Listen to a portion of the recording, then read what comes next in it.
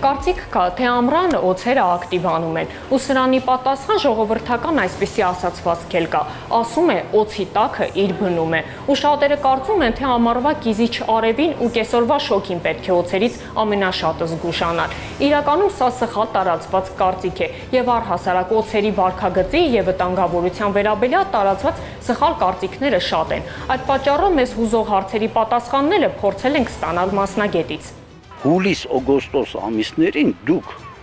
օրվա ցերեկային ժամերին օձեր չեք հանդիպի, որովհետև օձերի օպտիմալ ջերմաստիճանը դա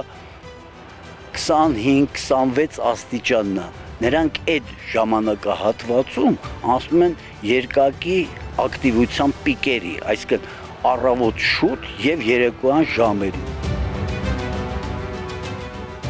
Հայաստանում հանդիպում է օձերի 23 տեսակ, որոնցից թունավոր են 4-ը՝ Կովկասյան գյուրջան, հայկական իժը, լեռնատափաստանային իժը եւ Դարևսկու իժը։ Նրանք առավել տարածված են Արարատյան դաշտում, ինչպես նաեւ Արագածոտնի, Կոտայքի եւ Սյունիքի մարզերում։ Մինչդեռ Տավուշում եւ Լոռիում թունավոր տեսակներն ավելի քիչ են հանդիպում։ Օձերը սնվում են միջատներով, կրծողներով ու մանր կաթնասուններով։ Թեև օձերի ընդհանուր քանակը տարեց տարի քչանում է, մասնագետ Աղասյանը նշում է, եթե մարդկանց կողմից նկատելիությունը մեծացել է, չի նշանակում, թե օձերի քանակն է ավելացել։ Նա նաև մանրամասնեց, թե ինչպես պետք է մարդն իրեն դրսևորի օձ տեսնելիս, ընդգծելով, որ օձերը երբեք նախահարցակ չեն լինում։ Շատ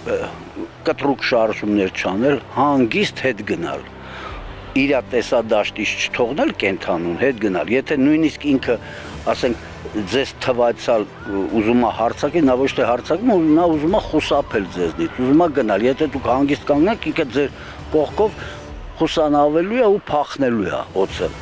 Այլ խնդիր է, երբ որ դուք գցում եք իրան անելանելի վիճակի մեջ, ասենք նենց որ ինքը տեղ չունի փախնելու, այդ ժամանակ ինքը հարցակվում է, կամ բոտը դնում են, ասենք, օձի վրա, յուրաքանչյուր կենդանին պաշտպանվելու համար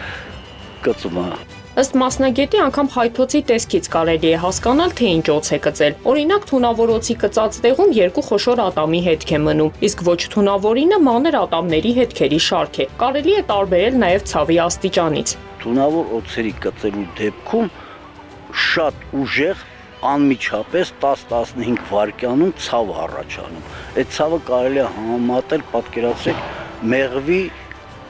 խայթոցի հետ, որը մի 10-15 անգամ ավելի ուժեղ է։ Արտաքինով օձերին հեշտ է տարբերել, թունավորներն ավելի խոշոր են, մաշկն ու գլխի թեփուկները միանման, իսկ աչքի բիբը կատվի նման շեղ։ Ոչ թունավոր օձերը բարակ են, գլխին ունեն վահանիկներ, իսկ բիբը կլոր է։ Սակայն մարդիկ հաճախ վախից կորցնում են կենտրոնացումը եւ չեն կարողանում հստակ նկարագրել տեսածը։ Այս առնչությամբ ներքին գործերի նախարարության փրկարար ծառայության մայոր Գուրգեն Ասլանյանը մի հետաքրքիր դեպք պատմեց։ Զավեշտալի կարելի ասել բանը, որ արդեն այնքան տարածում է գտել, որ էլ զարմանքի չի արժանանում, դա շփոթմունքն է, խողովակները, ռետինե խողովակները, որոնք որ միշտ օսի հետ ասոցացվում են,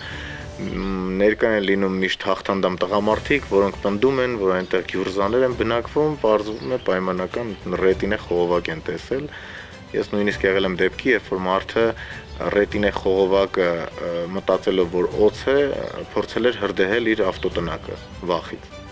Ասլանյանի խոսքով օձից վախն ավելի վտանգավոր է, քան նրա խայթոցը, քանի որ այն խորը հետք է թողնում մարդու առողջության եւ հոգեբանության վրա։ Հենց դա է պատճառը, որ փրկարարները տարածքից օձին հեռացնելուց հետո պարտադիր զրուցում եւ հանգստացնում են քաղաքացուն։ Վախը հաղթահարելու համար կարեւոր է իրավիճակը սթափվել լուծելը, ինչպես նաեւ մանկուց երեխաների մեջ օձերի հանդեպ անհիմն սարսափ չսերմանելը։ Վախը ուղղակի պետք է հաղթահարել